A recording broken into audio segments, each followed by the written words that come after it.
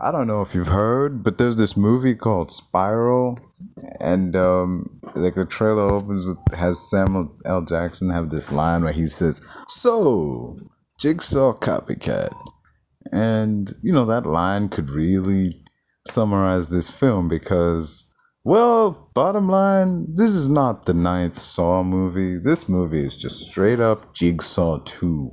So yeah, I'm not even gonna bother with the non-spoiler review. So this is the spoiler-filled, if you haven't seen it, S&W EXPerience review of Spiral, the Book of Saw. Alright, the problem with this film, yeah, I lined it out in the intro. This isn't a Saw movie as much as it is a sequel to the 2018 movie Jigsaw. In the sense that, that movie, it wasn't like the other Saw movies, because this movie didn't focus on John Kramer and his mission, it focused on one of his disciples. Plus, it exists in a world where Kramer is dead, and it could honestly exist as its own story. It doesn't directly reference the other films, but it exists in a world like where those films exist, but at the same time it's its own thing. It's more of a spin-off than a direct sequel, in that Jigsaw predates, and it's kind of a prequel slash sequel, but slash reboot. I don't know what the fuck's going on. But yeah, with Chris Rock's Spiral Book of Saw, thing is, I went into this actually excited because, like, holy shit, Chris Rock is gonna do a horror movie, and it piqued my interest because Chris Rock has always been a comedian. Like, there was the odd action movie back in the 2000s and the 90s, but since then he's done comedies and so on. So now it's like, okay, let's see what you can bring to this table, and for the longest time, Spiral Book of Saw, while it was being made, and once it got out that, hey, Chris Rock is working on this, he's one of the producers, and, it was seen like, oh, okay, he's gonna breathe some new life into the franchise, inject some basically breathe new life into the Saw franchise, it wasn't dead. The Saw franchise wasn't dead. It was, I don't know, it was law of diminishing returns. Let me say that much. Because the franchise as a whole, in my personal opinion, the first four Saw movies are the best, and then it goes downhill from there. Because, I liked Saw 1. It's a classic, had Donald Glover, and that guy Sang from Rush Hour. The Saw movies after that got really good. Like Angus McFadden was in one of them, and that was a good one. That was a really good one. The thing is, okay, aside from that, this movie, since when I said it doesn't feel like a Saw movie, I say that as in it doesn't stick to the formula of the other films, nor does this guy, the new killer, does he follow John Kramer's mission statement, because he isn't one of John Kramer's disciples. He's a guy who was inspired by Kramer to start his own Saw game.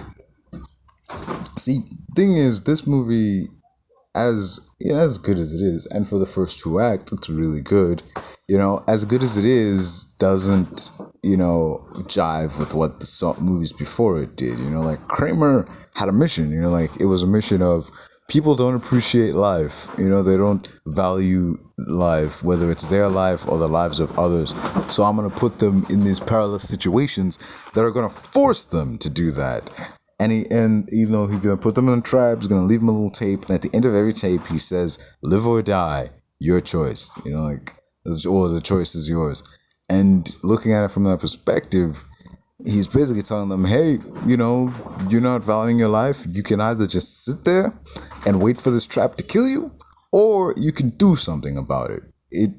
There's this thing John Cleese said in The Day the Earth Stood Still, the Keanu Reeves one. He said, it is only at the precipice that we realize we must change. It's only when we're faced with the threat of extinction, or we're on the very edge of our own destruction, when we've hit rock bottom, do we realize, like, hey, we gotta change. And what Kramer was doing was, instead of sitting around waiting, allowing people to sit around and wait to hit rock bottom, he forced them to hit rock bottom. He basically took them and he put them at rock bottom and said, you can stay here and let yourself die, or you can fight for your life. Because he did, at one point in his life, he didn't want to live. So he tried to kill himself when he got into a car accident. But it wasn't until, because when he did it, he was fully committed to killing himself. And it wasn't until he was actually in the wreck and dying that he realized, like, nah, man, I want to live.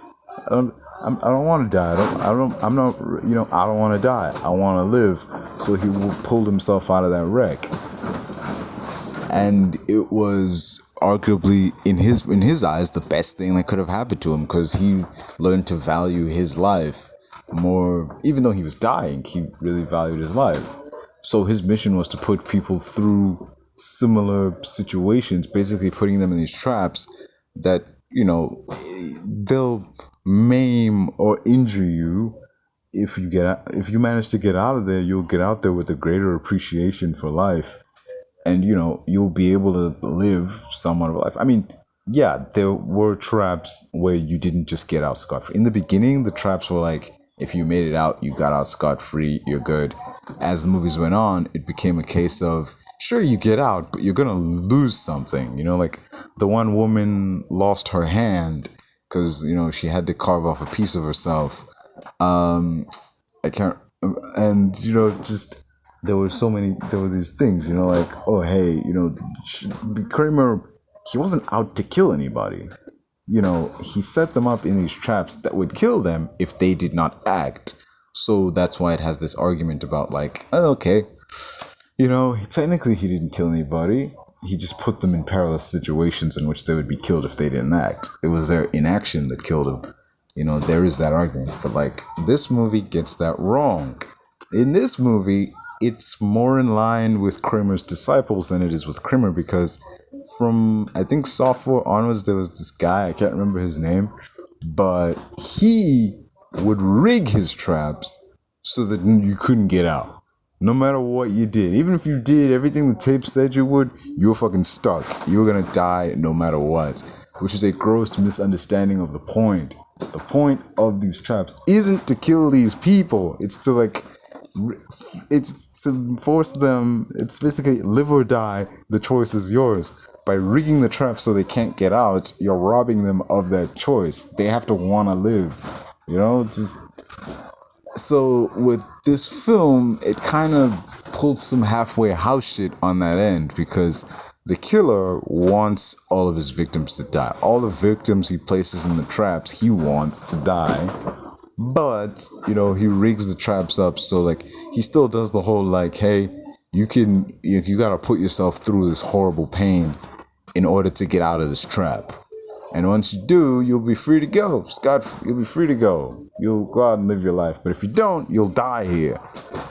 Except when you look at the traps and what the people got to do to get out of them, that doesn't work. I think only in one of the traps could you actually apply the whole, okay, you can get out of here.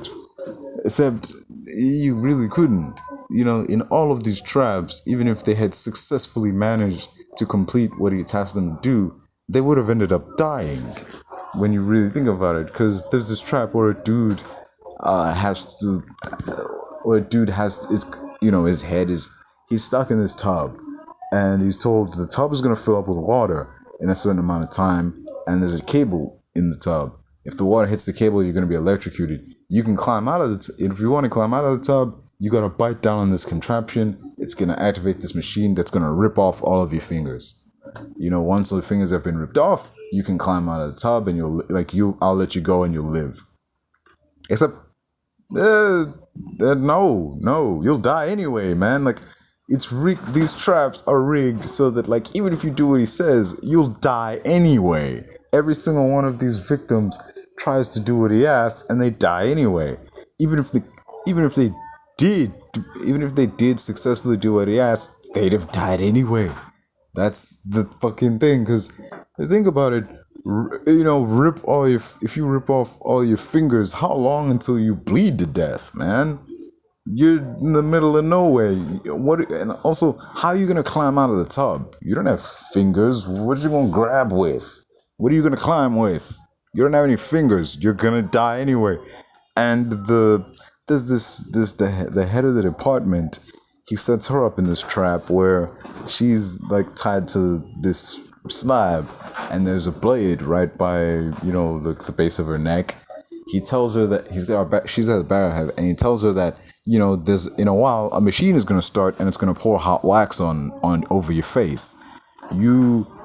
If you want to get out of here, you're gonna have to use like the blade that's positioned by your neck to sever your spinal cord. Once you've done that, the wax the machine will stop. You need to do that before the wax covers your face so that you won't suffocate. You'll live if you do what I say. You'll live, but you won't be walking out of here. Like, what the? It ties into like, I get it. It ties into this thing about like you've stuck your neck out for your own people, but you never stuck your neck out to help the little guy. The ordinary citizens, the people you're supposed to be protecting and serving. You stuck your neck out for your own kind. You've stuck your neck out for yourself, but you've never stuck your neck out for others. So now you're never gonna stick your neck out for anybody again. You'll make it out of here, but you won't be walking away from this. And with the guy who had his fingers ripped off, it was a case of like, you pulled the trigger on an innocent, you shot and killed an innocent man. You pulled the trigger. It was your trigger fingers that did the work. So I'm gonna take your trigger fingers from you. You're never gonna be able to do that again. And I can see that if the trap was set up in a way like this guy's standing in a pool of water, standing in, I don't know, let's say like a small basin, a bucket. He's standing in a really big bucket of water. Once the water fills up, cable hits, same thing, and if he bites down on the guard, a blade will come down and saw his fingers off. Then okay, I can kind of understand that. Sure, he'll saw his fingers, but he'll still be able to like step out of the tub and go and get help. The thing is, he didn't do that. Like, did I just improve on a fucking saw trap? I think I did. Whatever. So yeah, the fucking philosophy doesn't jive up. This guy wants these people to die. Kramer never wanted anybody to die, except for the one guy who caused his wife to have a miscarriage. Yeah, he wanted that guy dead, but he still, put him in a trap that he could survive if he was just willing to put himself through this horrible pain and like maim himself. The point of that trap was, I'm gonna put these blades by your face. If you want to get out of the trap, you need to push yourself. You need to push yourself face first through these blades. They'll cut you up, but you'll survive. You'll get out of there. This wasn't to kill the dude. The point of this trap was, I want to make you as ugly on the outside as you are on the inside. After that, there was nothing. Kramer did nothing to the dude. The dude ended up dying, not because Kramer killed him, but because Kramer sidestepped him, and the guy ended up throwing himself into a cage full of razor wire. So yeah. In this film, everybody this dude traps, he puts in these contraptions, ends up dead. He wants them dead. So, there's this other guy who's hung up by a chain, and Chris Rock has to let him out of the chain. But it pulls from this other Saw film. Thing is, this movie isn't one movie as much as it is two different Saw movies. No. It's a bunch of different Saw movies coming together, and you took bits and pieces from a bunch of different Saw movies and you use it to make this movie.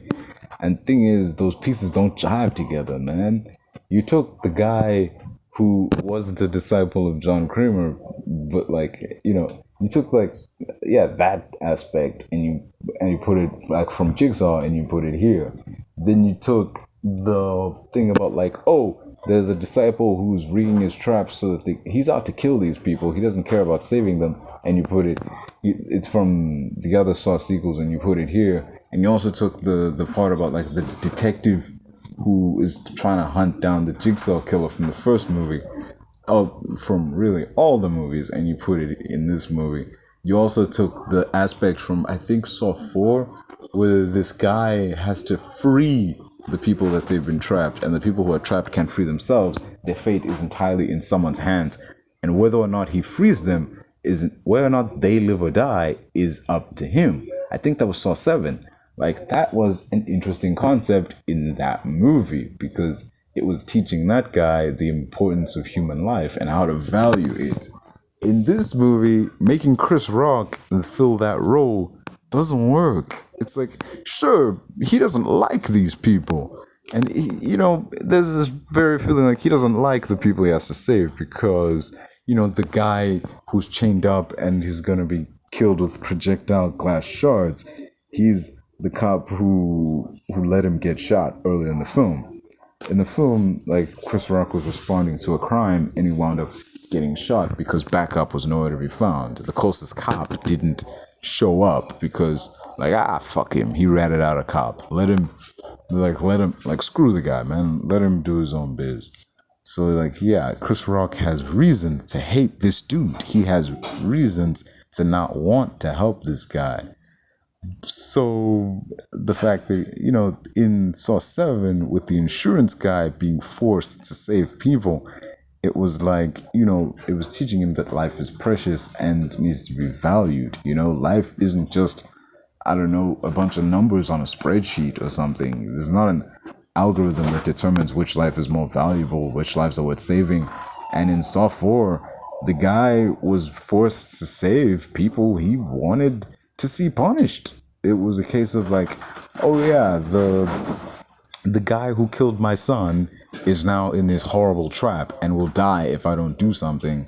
I don't want to do anything. I want him dead. Thing is, that movie worked because that protagonist wanted the guy dead. He wanted that guy dead. So, whether or not he was going to save him was truly in question. In this movie, it kind of isn't. At no point, does he think to just stand there and let the guy get killed. He actually tries to help him get out of the trap. So, yeah, it doesn't really jive with, this thing that Chris Rock's protagonist. If you want him to be that role, have that be the movie. Have the movie be Chris Rock investigating a Saw killer, and then he gets kidnapped and has to travel this maze of traps trying to save multiple people, not just two people. Just not somebody he thinks about. Don't just have the numbers limited to a guy he doesn't like and his dad. Obviously he wants to save his fucking dad. Oh Jesus, man.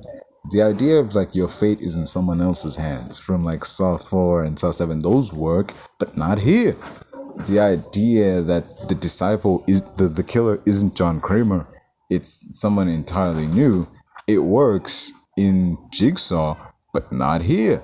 Thing is, in Jigsaw and those previous movies, the killer was taught by Kramer, and all his blueprints and his engineering shit was readily accessible to this guy. But having the serial killer be a totally new dude with no ties to Kramer or any of his vast knowledge, it raises the question, how does he make all these fucking traps? Where's he getting the money to do any of this? How is he doing any of it without arousing any kinds of suspicion? The fact that this dude is a cop, he's a cop. He worked his way up in the ranks and asked to be assigned to Chris Rock's character. The reveal that the main bad guy who's been, the killer all along was Chris Rock's partner doesn't really work. Mainly, thing is, it really could have. Thing is, let me lay out. He didn't die. He didn't die because everyone who dies in the fucking Saw movies is shown dying. Everyone who dies or gets put in a trap or kidnapped by the Jigsaw killer is shown being put in a trap, being kidnapped, or being killed. Or at the very least, we see their body. We don't just see here's a body part of this person that proves they were captured by Jigsaw and killed. Right away, something's wrong. This franchise loves its fucking gore and grisly killings. Why wouldn't it show us this guy's death? And the answer is, because he didn't die. He's the fucking killer. It also doesn't help who they cast. Okay? if you want to cast a character and reveal that he was the bad guy all along, don't cast a guy who normally plays a bad guy. People are gonna be expecting that shit. And by, casting him anyway and, making him pretend to be a good dude, you're not being clever, dude. Like, casting a guy who normally plays a bad guy and then revealing, he was the bad guy all along. Like, no fucking shit, dude. Like, Inspector, did you really expect us to believe you'd cast Christoph Waltz to play some random Bond villain? Did you really expect us to believe Benedict Cumberbatch wasn't Khan? Fuck's sake, man. Oh, shit. Anyway, moving on. The problem with Spiral. This is, there's so many things. It doesn't work as a Saw movie. It's a Jigsaw sequel more than it is a Saw movie. And, thing is, there's a lot to enjoy about this movie up until the third act. Because in the first few acts, it's, a really good story. A detective and his partner are on the case to find out who's responsible for a bunch of grisly killings targeting cops. And that's a good idea. The idea that someone is out there targeting corrupt cops and judging them for their past misdeeds. Cops are now the target in this series. Instead of the ones investigating the killings, they're the ones being hunted. And it definitely works, because in a world full of police violence, anti-police etiquette, the hashtag defund the police and all that, in a world where innocent people get gunned down by police, cops take bribes, the law is broken by the people set out to enforce this, and justice isn't served, this is a good story idea. It's, oh man, there's so much you could do, man. Also, for a franchise known for its kills, and gory executions and traps, there's not a lot of those. Sure, we see one body. Moving on. So, there's not a lot of kills. I mean, there's not as many kills as there were in the previous films. I get that gore isn't the main selling point anymore. Now, the gore is designed to serve the story, and, it does thematically, the cop who shot somebody loses his fingers. The head of the department who stuck her neck out for people ends up, who walked away from doing the right thing because loses her ability to walk. There's a thematic reasoning behind these kills, but except for the last one. Oh yeah, the last one does fit in. So the former chief of police being gunned down by his own cops does fit, except it's not a trap. It falls into the thing I said earlier about this guy wanted to kill all these people anyway. Even if you free yourself, you're gonna die anyway. So oh man, because in the end, Sam Jackson is hooked up to like a marionette, and he has tubes all over his body draining his blood into these jars. So the killer tells Chris Rock's character, Detective Banks, hey, there's one shot left in this gun. You can either stop me, or you can shoot that bullseye and use it to free your father. You gotta pick one, you can't do both. So he shoots the bullseye, and it drops the dude from the thing. Okay, so Chris Rock's character takes out, Detective Banks saves his dad by taking out all the IVs, and you think, okay, he's free. Towards the end of the movie, it pivoted from the people having to free themselves to them being freed by somebody, but now his dad is free. He's clear, he's not gonna die. But then, once the cops show up, fucking killer activates the second part of the trap, and instead props him up. It props up Chris Rock's dad. It pulls a barrel out of this hidden wrist attachment, and it maneuvers it so that it looks like he's pointing a gun at the SWAT team, and he gets gunned down by his own dudes. Thematically, it fits. Suicide by cop. It's the head of the former chief of police getting gunned down by his own men. It does fit. The the law that you broke, all the injustice that you did, all the power you gave to the police force, eventually coming back around to be executed on you does, it does work. It is a fitting death. It just, yeesh, it's just, this movie doesn't, Spiral Book of Saw doesn't understand Saw. Jesus, man. And you know what makes matters worse? What makes matters even worse is that this movie had Lee Whannell and James freaking Wan in it, and they did the first Saw movie. No one should understand Saw more than them, and this movie gets Saw so fucking wrong that it's questioning what the fuck even is this? Is it a sequel? Is it its own thing? Is it Saw 9? Is it Jigsaw 2? They say it's its own thing. They really wanted it to be its own thing, a departure from the norm. And Chris Rock being in the film is something new. There's a lot of stuff this installation of the franchise does that is new, but it does it in such a way that it's terrible and you want more of the same instead of the so-called new hotness. Plus, Jigsaw already pulled the John Kramer's dead, I'm the new guy, with that doctor at the end saying, I speak for the dead. And then he slams the door on the cop and the movie ends there. This movie pulls it off way worse. So Chris Rock, after saving his dad, grabs the guy and he starts kicking the shit out of him as he tries to escape in this elevator. But then when the cops show up, he immediately forgets this dude and he's like, no. Don't do it. Like, don't shoot. The contraption goes off. His dad gets shot. Chris Rock yells, no! The bad guy presses the elevator and he gets away.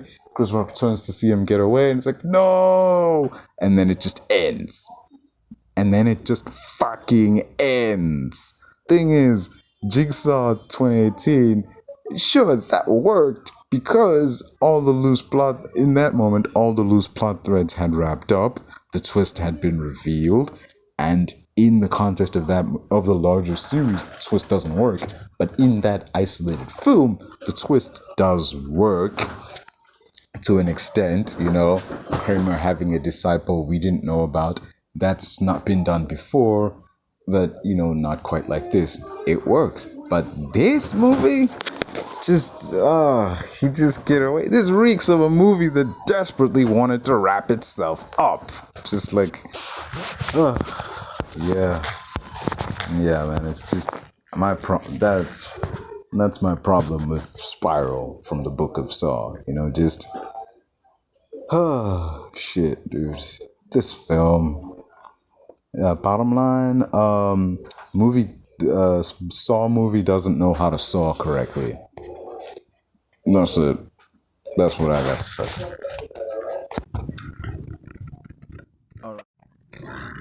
Side note, this is the first Saw movie that doesn't have Tobin Bell in it in any way, shape, or form. Not in a flashback or, a voice recording or any of that. It's just, this is right up there with American Pie 9 in the sense that it was the first American Pie movie to not have Eugene Levy. And that movie tried to breathe new life into the franchise and sounded like a good idea on paper. By making the American Pie movies let's see how girls would do in the American Pie thing. Sounds like this movie. The Spiral Book of Saw is the American Pie 9 of the Saw franchise, dude. But unlike the American Pie franchise, there is light at the end of this tunnel. Because if you would like to play a game, there's gonna be Saw 10, people. There's a 10th Saw movie, and not only that, but Tobin Bell is coming back. Yay, fucking yay, man. Shit, there's hope. It's called Saw X, like Jason X. So yeah, I'm really, I'm looking forward to that one. I was kind of expecting Saw X to be like Jason X in the sense that it's Saw in space. Just, oh, that would be so awesome. But we'll wait and see what it is. Wish I would wait and see. There, I didn't end on a downer note. As always, this has been the S&W EXPerience. I have been the Shogun. And here we go. away, onward and upward into 2023 as we spiral away from the Book of Saw and into the future that is Saw X. Oh, live or die, choice is yours.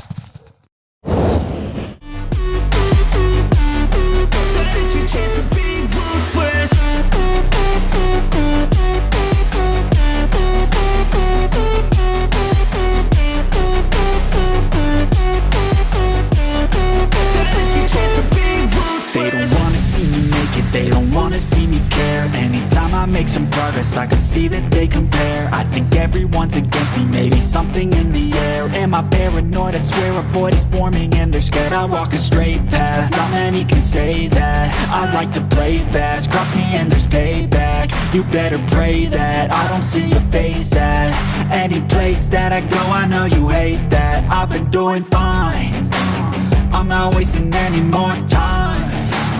I live for the fight and the climb, and I think that the pain that's deep inside is what defines. So I won't give up, I'm gonna make it to the top. I don't care what's in my way, I swear I'm never gonna stop. I could fall flat on my face and I swear I will get back up, cause I don't deserve a thing and the road ahead is tough. They'll try to kick you while you're down, they wanna rise up while you drown. They wanna fill your head with doubt, they're silently scared that you'll figure it out.